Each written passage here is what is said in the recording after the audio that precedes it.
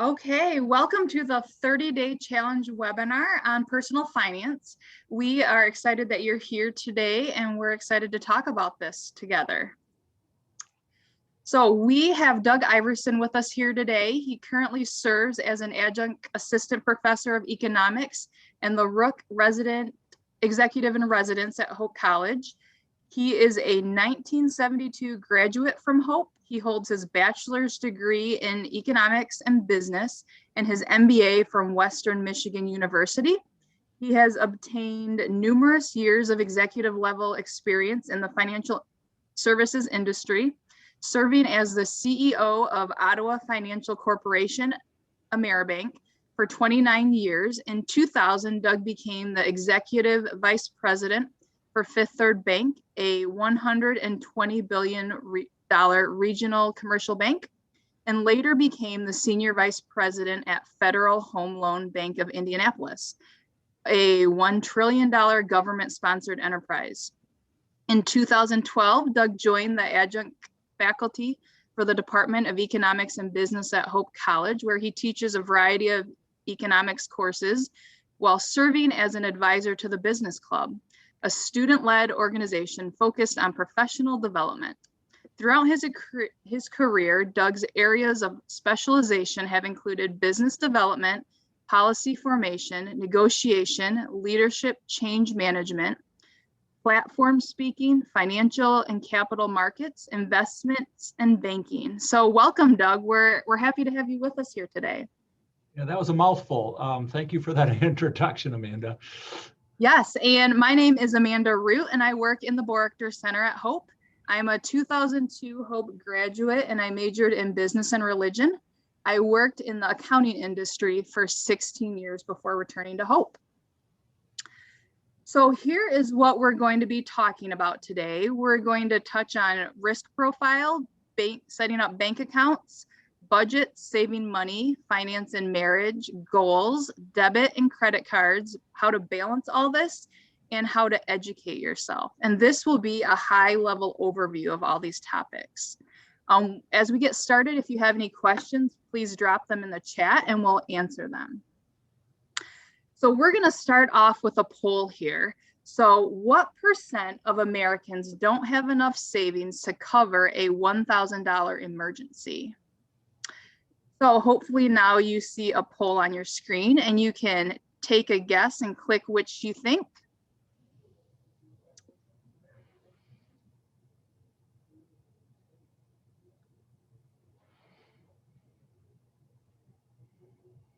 Okay, a few more seconds here.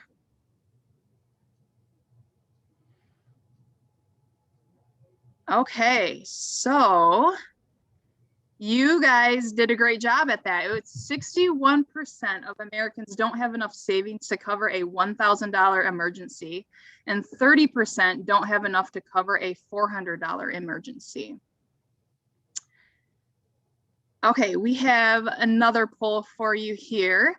What % of Americans have less than $10,000 saved for retirement? So if you want to take a guess at that poll there.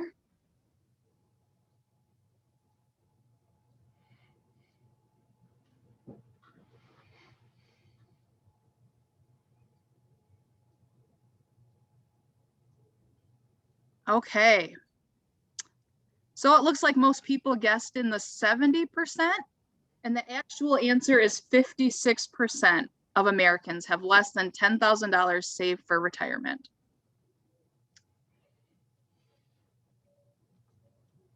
Okay, next up, Doug's going to talk to us about identifying risk profile. Thank you, Amanda. So let me just start by making a couple comments that I usually talk to my investments class, fundamental investments class each semester. So I asked them to be able to define the difference between gambling, speculation, and investments. And we go through, and I won't make, in other words, take too much time to go through the answers to that, but gambling is basically, I can just put my money down on red or black or flip a coin. I'm betting on an uncertain outcome. Speculation is to understand the world of investments, but high risk. And then finally, we get to a definition of investments, which is beginning to understand the investment process, becoming comfortable with how to manage risk, and having an expectation of getting a rate of return. The difference that I tell my class is the education. If you don't understand or don't realize what you're doing or intimidated by the process, you might as well be gambling. In other words, it takes knowledge, understanding, and an educational process by which you can move from gambling to investing. The next thing I want to point out to the students on the call is this. Almost all of you, in fact, I'll say all of you, will be involved in investment over your life after college. A lot of Americans don't think about having money for an emergency fund. They don't think about retirement. But all of you are probably going to be involved in real estate. All of you are going to probably have a savings account or a checking account. Thinking about maybe mutual funds. All of you are thinking maybe about down payments, or should be thinking about down payments on a home, on education for your children. You should be thinking about retirement and what you're going to have if we don't have Social Security at such time as you turn to be 65 or maybe by then 70.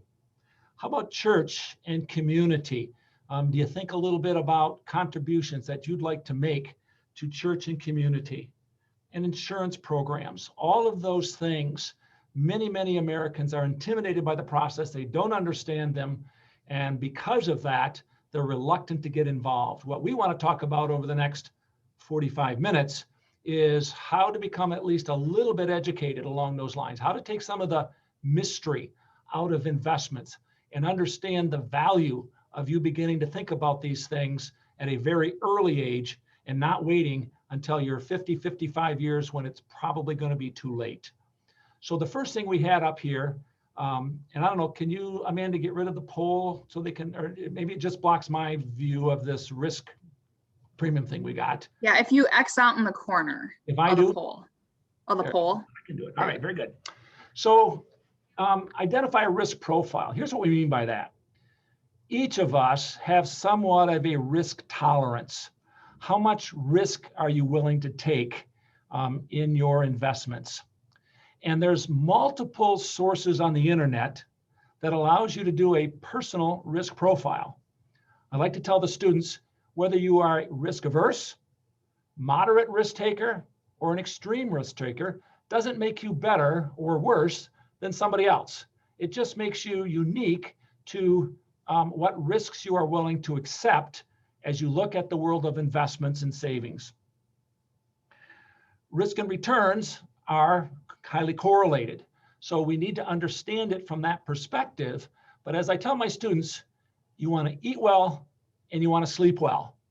You want to eat well by maximizing the returns that you can get on your savings accounts, on your retirement plan, but not so much risk that it keeps you up at night, gives you an ulcer, and pardon me on this one, you die early. So it's a balance of risk and return. Later on, we're going to talk about how do you deal with that if you're married, where your partner and you have different risk profiles. But it's something pretty easy to do. You can go out to the internet. There's multiple sources for this, where you can take a quiz. It'll take you 5 minutes and identify and answer questions about how much risk are you willing to take? Are you fairly risk averse? Well, that should tell you the type of investments that you want to make. Are you a bit of a risk taker? That will change the type of investments that you want to make. Again, be aware, doesn't make you better or worse than somebody else. It simply makes you different. And you don't need to apologize for that, but your risk profile should help you decide the type of investments that you want to make. Am I going to be in fairly safe investments? Or am I going to take a little bit more risks and get into some highly risky investments? Maybe that's some international stocks. Maybe that's getting into the futures market. And there's varying degrees of that risk. So again, we want you to be aware of the fact that what for you to do is to find out where you are and then to act accordingly. It's a very good thing to continue to turn back to. If you don't take enough risk, you aren't going to get a very high return. If you take too much risk, you're likely to be worrying about your investments on a regular basis, and you're not sleeping well at all, and you end up getting sick and again, maybe dying early. So it's that balance that we want you to think about. You can go to the next slide, I think, Amanda, unless there's a question about that. No questions. Yeah, if you want to talk about bank accounts now, Doug. Yeah, so the very simple, easy way to get started, and what almost all of you are going to need, is a bank account.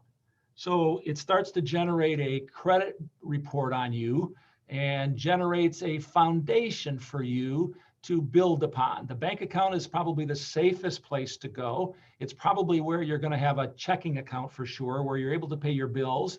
Today, of course, so much of it is done even with your smartphones.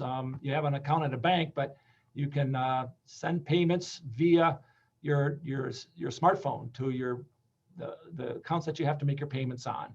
But you still need to open up that account. It establishes a relationship with a financial institution and allows you to do daily business. It allows you to have where your payroll check is probably deposited into, at which time you can make financial decisions after that.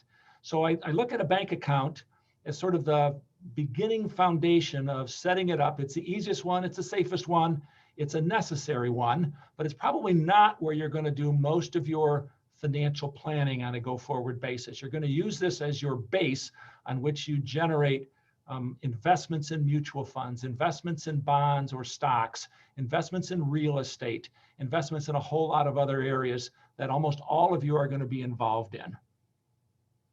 So I think we can move to the next account. Okay, next up, we're going to talk about a budget, but first we have a poll.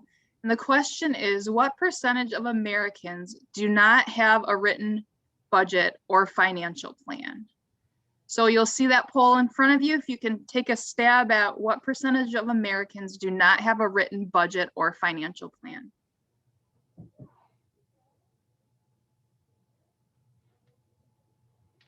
Okay, it looks like most people have done that. And the top pick was 45%. The answer is actually 75% of Americans do not have a written budget or financial plan. So Doug, if you want to talk a little bit about budgets. So this is sort of a bit of a concern for sure. And I don't want to make putting a budget together something that's necessarily very difficult. It's not all that difficult to do, but it does take discipline and an understanding of what's included in a budget. There's a saying that goes, if I don't know where I'm going, every road will get you there. It's amazing how many people have no idea where their money's going. They have no idea how much money they have to invest and how much money for their bills. They simply have never sat down and attempted to put a budget together. The budget process, one, is not difficult, and there's many forms out there that you can use to setting up a budget. What is difficult is the fact that life throws curveballs at you often. So when you put a budget together, you've got to leave a bit of an allowance for unexpected expenses, like we talked about at the beginning with that first poll. Can I even handle a $400 or $1,000 unexpected expense? Our budget should begin to contemplate those kinds of things. When I have my class, a lot of my students will put together a financial plan for themselves. It's one of the projects that they can do as terms of research. And I'm amazed at, be careful here, but the naivete of many students understanding what goes into a budget. I can remember getting a lot of students who says, I'm going to plan to make this much money. And they forget about the fact that, well, that's how much your gross is going to be, but there's going to be federal income tax taken out of that. Oh yeah, there's going to be state income tax taken out of that. Oh, what is this thing called FICA tax? That's going to be taken out of that. Medicaid taxes, that's going to come out of that. There's county taxes and city taxes. By the time you're done thinking you've got gross income and you can maybe think to save or invest 50% of it, you're going to realize by the time you're done paying taxes, you're probably down to 65, maybe 70% of that gross monthly income that you thought you were going to be able to make. You cannot ignore taxes, and there's plenty of them. some of you don't realize how vast that expense becomes as you move into the working world. Amanda, having been in the working world, you begin to get a better sense of that than maybe when you were a student. Oh, yes. Secondly, how do I set up a budget? What are my expected expenses? Well, your first year out, this becomes a bit of a challenge. And I tell my students, well, go check with your parents, your aunts or uncles, or somebody that you know well that maybe graduated 4 or 5 years ago. Because all of a sudden you realize that you've got lots and lots of expenses. You think about food and entertainment, maybe as a student, but before too much longer, you're going to realize that you got to pay gas, you've got to pay car payments, you've got to pay insurance on your car, you've got to pay utility bills, you've got to set up a clothing expense. You've got to realize that maybe some of this money that you're going to be budgeting for is for setting up an emergency fund, so you're not facing that $400 or $1,000. You have that money set aside. You might be thinking about, what does it take to budget for getting a down payment to purchase a new car when I have to? How about a house? All of those things are part of a budget. And it does begin to show you how difficult it is to accomplish some of these things. It brings a reality check. And what I think it also does is it helps you to see what discipline it takes to start with a gross income, pay taxes, pay a number of other expenses that are going to be required by you to pay: your rent, your mortgage payments, your utility costs, your insurance bills, and a variety of other expenses. And then what's left, and how do I want to spend that money? Entertainment, how many times do I go out to eat? All of that. How many times do you stop by? And no disrespect to this, but how many times do you stop by for a coffee at Big B's, or $5 to $6 for a cup of coffee every day? And that may be something that's important to you, but realize then that's a priority you're setting. That means what you're putting into that, Starbucks, means less money that's going into your emergency fund, into your fund for down payments, into your retirement accounts. And then I like to tell the students, at the end of the year, and banks are really helpful for this, where did that money go? You set up a budget, but did the money go to the places you had wanted it to go?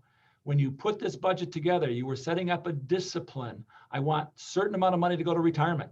I want to set up a down payment for education and emergency fund, or a car and a house. And I want to begin to put that in my plan. And I want the discipline to make sure I begin to meet those financial goals. Well, one thing you do, you set up a budget, and then at the end of the year, you look to see, where did that money go? How close were you to the budget? Do you need to make different choices in how you are allocating your excess funds? Are all things for you to consider when you put that budget together. So to me, one is, be realistic with a budget. Realize how difficult it is to set up a budget, to contemplate all those kinds of things that you're likely to have waiting. I see Megan is trying to get in from the waiting room. Amanda or Kelsey, can you let her in? There we go. Yep, I just let her in. All right, very good. So again, that budget is sort of a two-pronged approach. One is, let's get realistic about it. Let's not, if you think you're able to save 40% of your gross income, you are wrong. You're not going to be able to do that. The likelihood is going to be challenging for you to even save 10 to 15%. And to be able to do that does require strong discipline. And again, as life goes on, you'll get better and better at your budget, because you'll look back to see how your money was spent. Is it spent the way that I wanted it to be spent? Am I meeting the goals that I had wanted to meet because of what I want to accomplish? I don't want to be part of the 61% that doesn't have enough money to meet a $1,000 unexpected expense. I don't want to be one of those that can't meet my retirement goals. I don't want to be one of those who hasn't put a budget together and doesn't even understand the value of it. I picked up an article a couple days ago, actually, from Investopedia, and says, here's why there's such a huge value in putting a budget together and then analyzing over the course of the year where your money's going. Is it going to the places you budgeted for? Is it allowing you to meet your goals? or do you got to begin to make adjustments that reallocates how you set up a budget, reallocates what goals you want, and then the discipline to be able to accomplish those things? So again, budget, really helpful. I think the aspect of balancing that with tracking where your money goes is just really, really important. And every year, you'll get better and better at this. I've had some students come back, and you mentioned, Amanda, when you introduced me, that I've been teaching now for, I guess I'm in my 8th or 9th year here at Hope. But actually, I taught for 20 years at Hope, a night class. When I was working in the banking industry, I did it from, I think, the year 1980 to 2000. And I get multiple students who come back to me and wave it in my face that they saved the financial plan that they put together, 35, 40 years ago when they took this investments class. And a couple of comments have been, I can't believe how naive I was, not understanding where my money is going to go. But it taught me some very valuable lessons of being aware of the importance of being a good disciple in terms of how we manage our resources. I think there's a good, strong Christian ethic that comes with that says we should be aware. And it doesn't mean that we can't enjoy life. It doesn't mean that we, eat those romaine noodles or whatever those things are called that you guys eat to try to save money. But it does mean that you're well aware that it's so easy to end up at the end of a month, end of a year, and realize there's no money left for investing. There's no money left for retirement. There's very little money left to set up, money for the children for education, or for an emergency fund, or for a down payment on a house. So we're coming here. So again, I think this is such an important piece, and so few people do it. It looks like work. It looks like too much. I don't understand. I don't know what's going to happen. Well, if you try to set up one the first year and then you track where the money went, the second year becomes a lot easier. And the third year becomes a lot easier. And all of a sudden you're beginning to analyze, where's the money going? Is it going where I want it to? And that's not to make investments the only thing in life that's important. At the end of this conversation, I'm going to try to remind everybody how important it is for a balance of life. So in the balance of life, sometimes we think more about ourselves and having fun, good idea, but we forget the fact that there's family things that we should be covering, maybe church things that we could be covering. And we certainly should be thinking about retirement a whole lot earlier than at age 50, when most people start to think about it. Okay, thanks, Doug. Next, we're going to talk about saving money. And we have a poll here for you. So we're going to take two examples. John and Peter are both saving money for retirement. John starts with $500 per month when he's 20. Peter doesn't start saving until he's 50 years old, and they both want to retire when they're 65. So how much more will John have than Peter when they're ready to retire? So here's a poll if you want to take your guess and pick how much more you think, or what the difference is between starting saving when you're 20 years old and when you're 50 years old. Just take a stab there.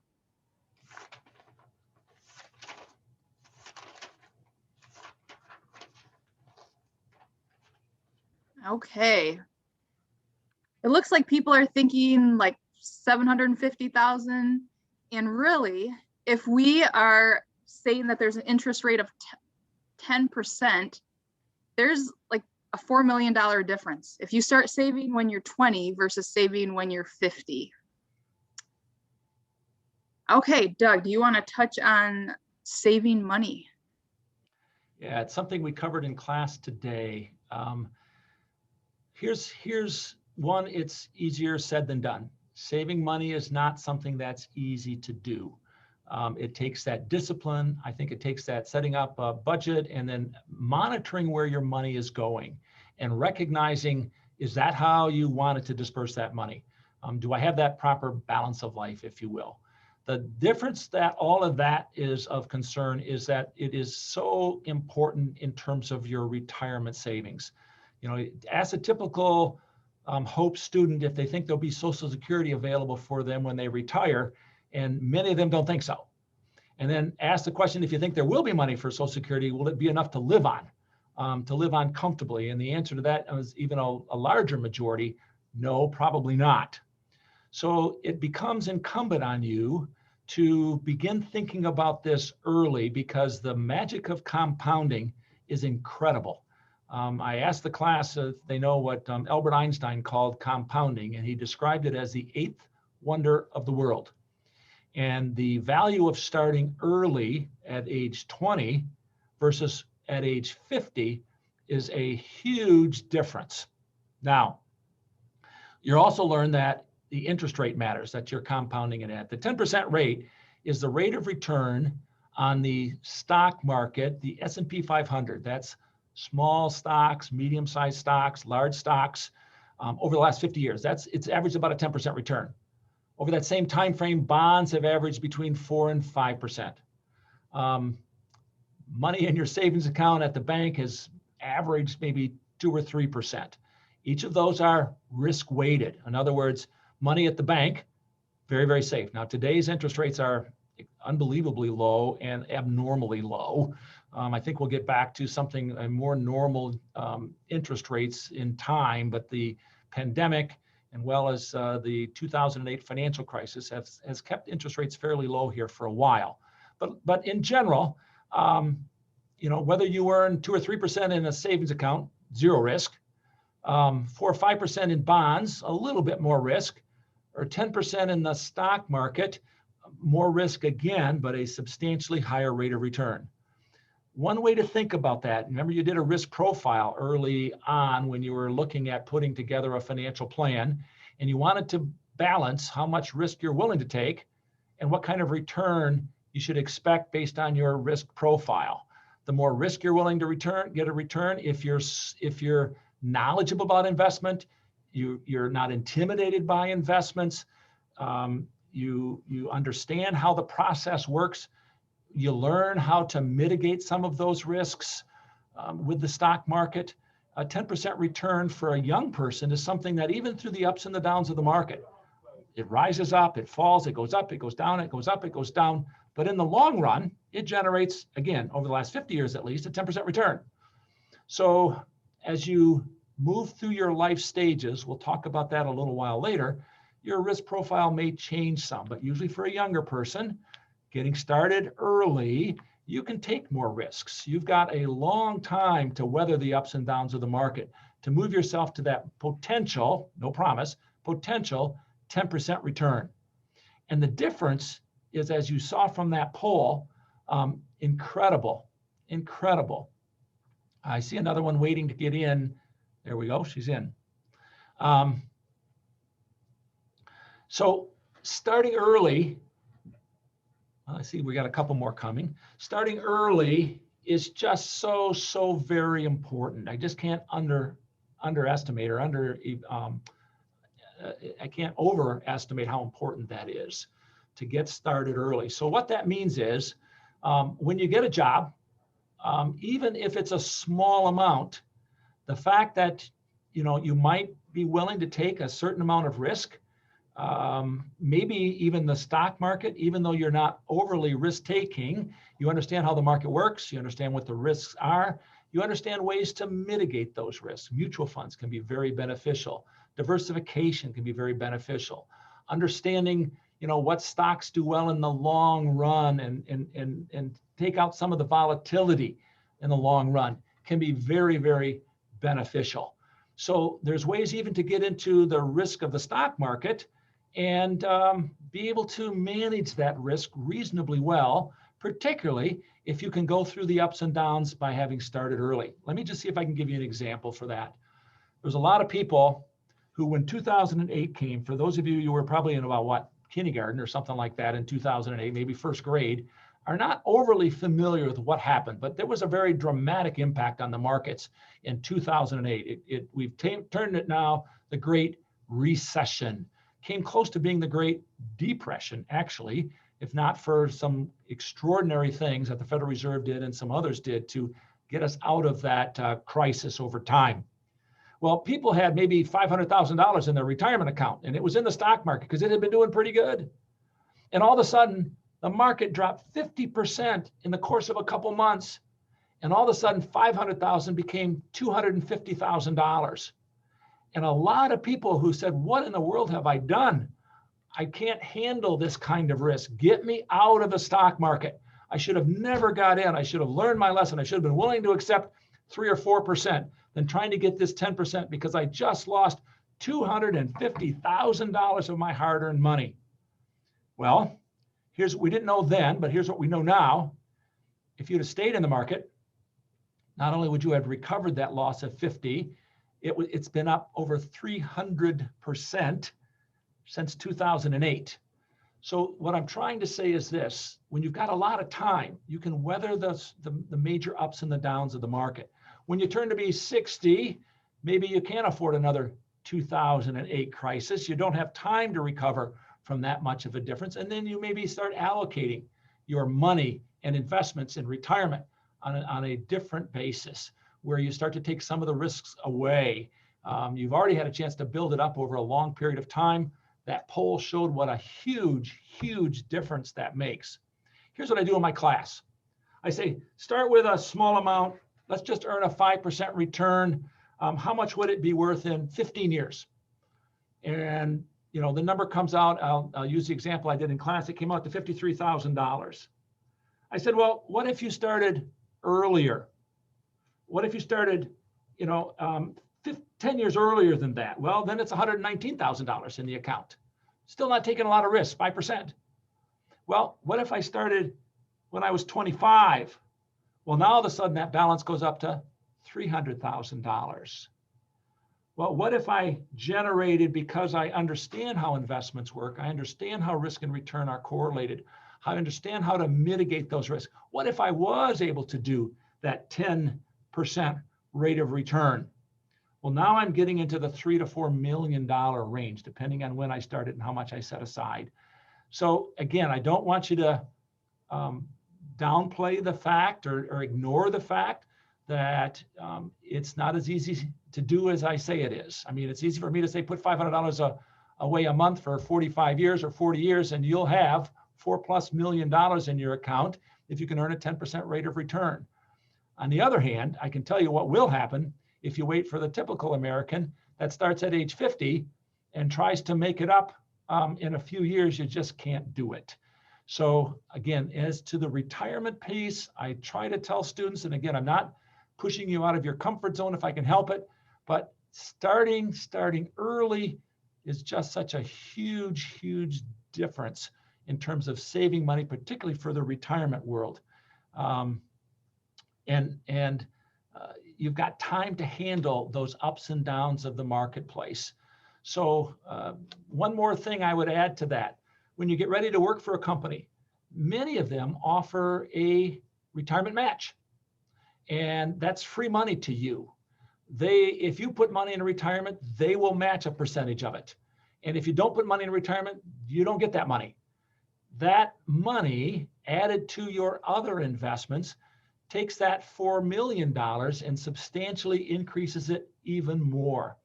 So it's really important that you start early, that you're aware of and not intimidated by the process. If you are still intimidated, if you don't feel comfortable with it, I tell my students, well, get an advisor who can help you with that, take away the mystery of it, help you understand the risks and returns that come out of that. And go back to your risk profile. It doesn't do you a whit of good to have $4 million that you end up being sick and never get a chance to enjoy that money upon retirement. I don't know if that generates any questions. I kind of was hoping maybe a student or so would have something to ask, but if not, we can move to the next slide. Yeah, let's move on to finance and marriage, Doug. So here's something that I don't think we put in a poll, Amanda, but if I asked you, what do you think the major cause or one of the top 2 causes for a marriage that ends in divorce? Do you know what kind of answers that I get from a typical? I don't think we put a poll together on this, Amanda. No poll. No poll. But here's one of the number 1 causes for a marriage to end in divorce. And it's finance, okay? It's money issues. It's a strong difference of opinion about where our money's going, where it's going for, and a conflict that becomes extraordinarily heated. I won't tell you that there's some other reasons sometimes, but money is, they considered the top two, one of the top two. So what I suggest to people that are contemplating marriage, when you put your budget together, when you graduated from college and you were maybe single and you knew what was important to you and what your priorities were, and trying to impress upon you that, yeah, it's time to have a little bit of fun. It's time to enjoy a Starbucks coffee. It's time to maybe, for my daughter, take a trip to Disney World, and a number of other things that, you want to do. You've been working hard to get there. All of a sudden you're making money that you didn't have before. But to put the budget together, to contemplate your priorities, to me, is still an important piece to do. Well, now maybe you're contemplating marriage. And now all of a sudden you've got a partnership with a spouse. And all of a sudden now you're looking at your financial future not as a single person with a risk profile that's unique to you. You now are looking at a partnership with two of you, and one person having one risk profile and you having a different one. How are you going to blend those two things together? What are your priorities and budgets, and where you want to spend money? How about your spouse? What are their priorities and how they want to spend money? And I don't know, and I would tell you that this is something that I didn't do all that great in my marriage, although I've made it. Is that how you spell marriage, with 2 R's? That doesn't look right. Anyway, I'm now getting ready for my 48th year of married life. So we've survived the ups and the downs of it for sure. But I sort of took care of all the finance piece. And I'm doing my best now to get my wife comfortable with where are we, and having her play more of a role in the things that we're doing. If something were to happen to me, I certainly want her to become more comfortable with this process. I was the banker. I understood this investment stuff. Hey, Mary Jo, let me handle it. And she was more than happy to let me do that. But over time, I realized that I wished I hadn't. I wished I had sat down and say, well, what's important to you? What kinds of things do you feel comfortable doing? Maybe she's less risk-taking than I am, and that turns out to be the case. So how do we blend those things together so that we give marriage, at least eliminating one of the two major causes of divorce, of the finance as it relates to a couple? And then finance in marriage changes our perspective. One, we're gaining age, so that changes our risk profiles. Maybe now we have children, that changes our risk profiles. Maybe both of us are contemplating retirement and what that amounts to, what we want to look forward to. That begins to change how we invest and the kind of risks that we're willing to take. Marriage is a dramatic change in lifestyle, and having kids, even more so, of about major changes that affect finance. What is the income? How much do we have? What things are important to us now? Before, children didn't worry too much about college education. Before, children didn't worry a little bit about the cost of raising children. All those things change our budget, change our goals and aspirations, and what we believe to be important things in life may be very different than what it was when I was a single person, what it was when my wife was a single person. So you've got to recognize, as you enter into the marriage contract and you enter into what you hope to be a very long-lasting marriage, handle the finance piece early on. Become well comfortable with each spouse's goals and aspirations in saving money for various things, for retirement, for all the things, for a house, and what kind of house you want that to be, and then what kind of down payment you're going to need. And all those types of things are so critical to the marriage process. So don't ignore it. And I will tell you that this is not something that I necessarily think is the best way that I could have handled it. As I look back on it now, I wished I'd involved her more. Doing so now, not 48 years later, but 40 years later, trying to even it up just a bit. But I would simply make a recommendation that at the beginning, you ought to sit down. This ought to be some serious conversations with your spouse to be, and talk a little bit about, the importance of the finance piece. Let's not get that standing in the way. There'll be plenty of other ups and downs of a marriage, without a doubt. But let's see if we can mitigate the one that's usually considered one or number two in terms of what causes a marriage to fail. That's great, Doug. Let's talk about goals here. And this is also on page 8 of the guidebook. So if the students have the 30-day challenge guidebook, this is on page 8 of that. So go ahead, Doug. All right. So when we talk about putting a budget together, we usually try to break it into 3 component parts. We say set short-term goals, set some intermediate-term goals, and set long-term goals. And as the slide shows, the short term is 3 to 8 months of your income saved. That's the emergency fund. That's the one that you want to prioritize so that when that life throws you an unexpected problem, your car breaks down, the furnace quits working, there's a medical emergency, you get laid off from your job for a while. Do you have enough money saved that you can handle that without going into significant debt?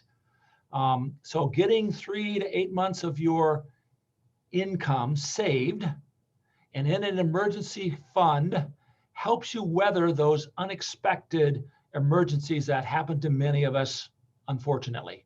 Okay. Once you reach that goal, and again, 3, 6, or 8 months worth of income set aside, usually in very low risk places like your bank account. You don't need to make a lot of money on this. You just need to have it quickly available, and you don't need it to, become half of what it was because you took risk in the financial crisis of 2008. Took your $15,000 of emergency fund and cut it to 7. Keep it safe. Keep it short. Keep it what we call liquid, easily able to get to it without any loss of principal value. Once you get that done, and again, you can do this while you're also setting up intermediate and long-term goals, but maybe your concentration at the beginning is to get that short-term fund built. Then intermediate and long-term goals, maybe you put more emphasis on at that point in time. Even while you're building your short-term goals, I'd like you to think about trying to set a little money aside for retirement. It is a huge difference by that Einstein's, 8th wonder of the world in the value of compounding. Putting a little bit of money away for a long time makes a huge difference when you get ready to retire.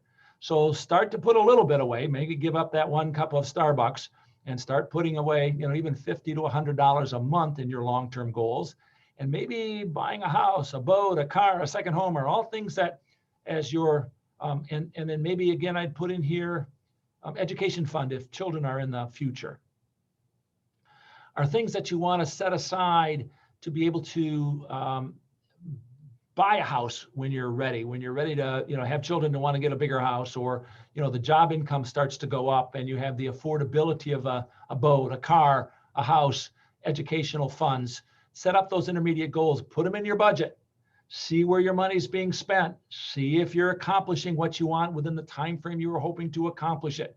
Easier said than done, but if you never put it on a piece of paper in a budget, if you don't realize where your money's going, I will tell you that when you get ready to need that short-term income goal, need that intermediate goal of a down payment, need that money in your retirement because you now realize you're 50 years old and you only got 15 years left to go, are all things that you need to consider. That's all part of your budget. It's all part of looking to see where your money's going. It's all part of setting aside, what is it that I want in life?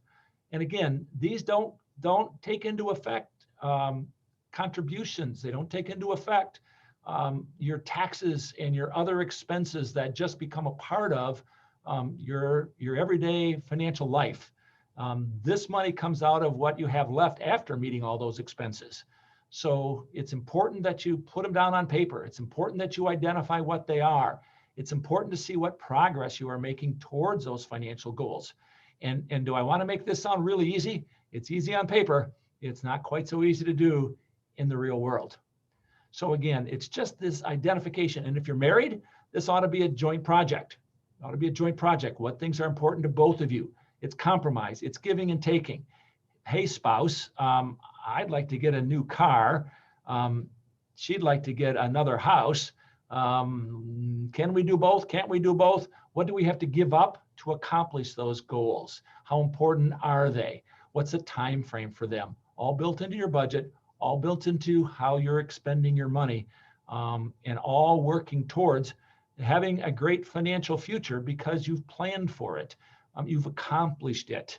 And I will just tell you that budget and looking to see where your money goes will be a huge likelihood that many of these goals can be met. Now, again, not everybody gets a job that pays $100,000 a year. You've got to be realistic in what those goals are based on your financial resources. And, we all have different aspects. I still tell my students, when I first got a job right out of Hope College, I had a hard time affording a $30,000 house with a $28,000 mortgage. Later in my career, I could afford much easier, a much different house.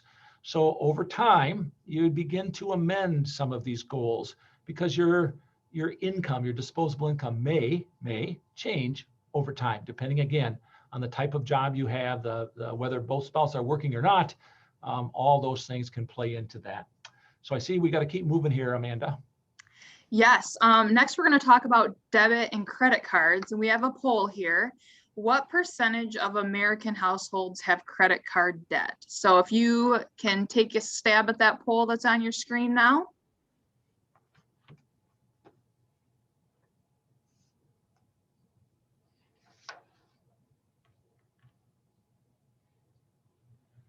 Okay, it looks like most people guess 60%. The actual answer is 40% of American households have credit card debt exceeding $4 trillion with the average debt of $16,883, paying annual interest of $13,000 per year. Yeah, it's an amazing thing. It is so easy to get into credit card. And I'm looking at the time here, Amanda, and I'm looking at the number of slides. So I'm going to move relatively quickly here. Yep. In a credit card, I think that there's a huge benefit of a credit card. It provides a number of very positive aspects of how you can utilize your money to purchase things with a number of rewards and protections.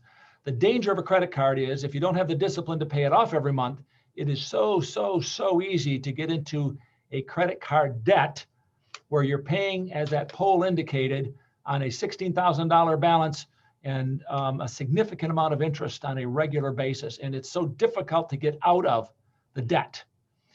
If that is a problem for you, then the debit card is probably a better tool.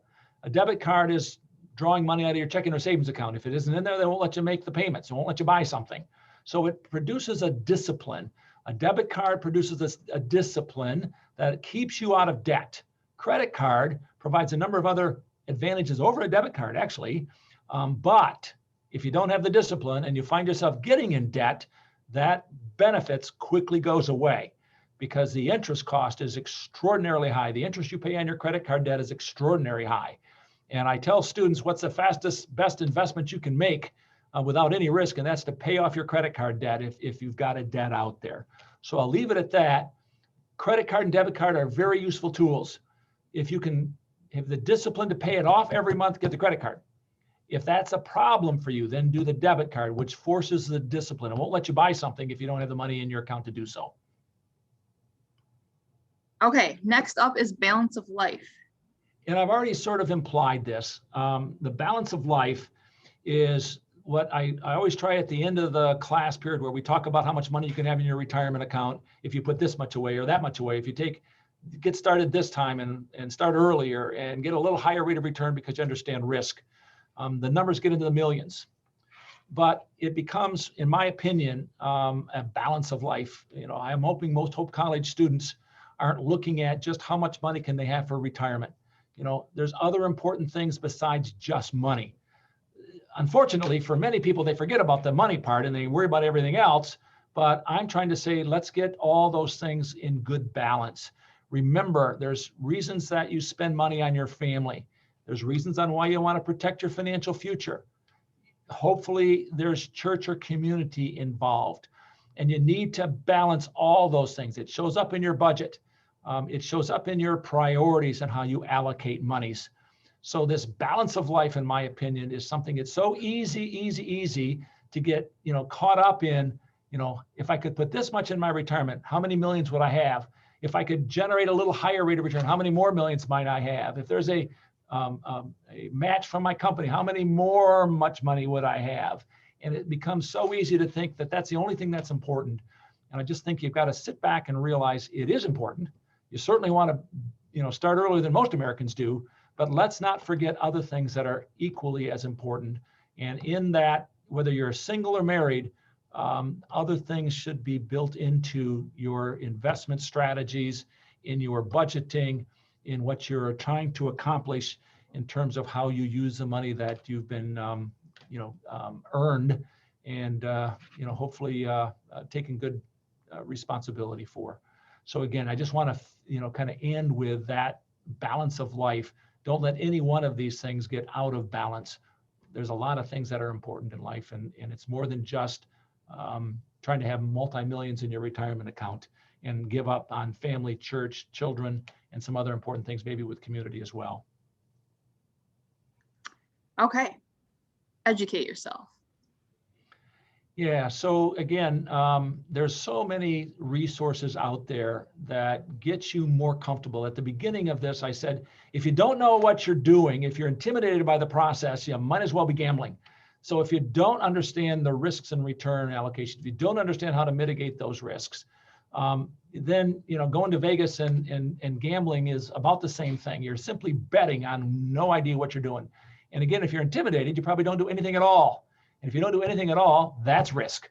So what I try to tell the students is, there's going to be varying degrees of how much understanding you get, but there's tons of information out there that can begin to take away some of the mystery. We teach classes here at Hope. We teach an investments fundamentals class. We teach a financial management class. We teach an advanced investments class, giving people opportunities to understand how this all works. Or you can talk to your parents, your grandparents. You can talk to financial advisors. We've got a whole number of Hope College graduates that are now working in the investment wealth management area that can provide great advice to Hope students because of the strong relationship that Hope grads have with students that are currently in college. But there's all kinds of stuff out there on podcasts, YouTube videos. All I do is want to be careful. You can take the same argument or the same topic, and depending on who's giving it, can bring you to very different conclusions. So stay open-minded. Don't believe everything you hear, out on podcasts and YouTube videos. I'll never forget, I'm driving in Chicago one time and I hear this guy come on the radio and says, I've got the absolute no risk safe investment that'll earn you a 7% return. No risk. Well, there's risk. And he only identified the fact that there was not one kind of risk, that there's multiple other kinds of risks. So you got to be really careful what you listen to. And if get solid, good advice from somebody that you trust. Dave Ramsey, well-known, pretty conservative. Susie Orman, been doing it a long time. There's books out there, lots and lots of different sources.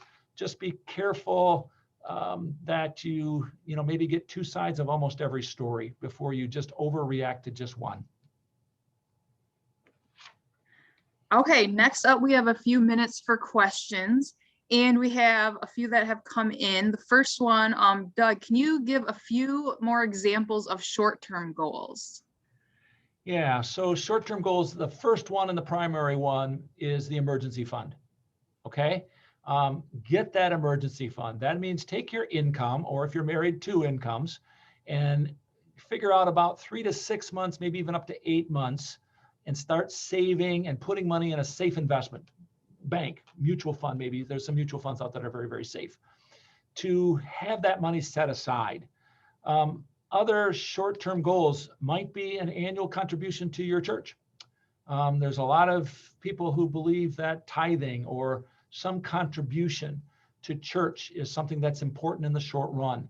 It's a goal that we want to be able to meet. That might be another example of a short-term goal. Just things that, we're going to need a new refrigerator. We're going to need a new this or that. It's not a huge expense, but we need to save for it so I don't have to go into credit card debt to be able to buy that. The washer's on its last leg. How much would it cost to get another one in the short run? Those are things that are a little bit shorter term than a car, a boat, second home, even a down payment on your own personal residence.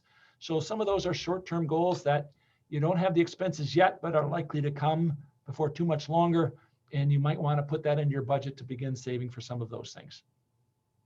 Okay, we will email out the other students that had questions. Okay. We just want to thank you for attending this webinar and thank Doug for being a part of it. The recording will be available on Handshake in the next 24 hours. So if you want to check back on that. And here are a few ways that you can connect with the Boerigter Center. We have a Facebook page, an Instagram page, Twitter, or you can email us at careers@hope.edu. So thank you for joining us today. Thank you. Very much appreciated it. Enjoyed it. Thanks, Amanda, for all the work you put into this as well. Yes, thanks, Doug.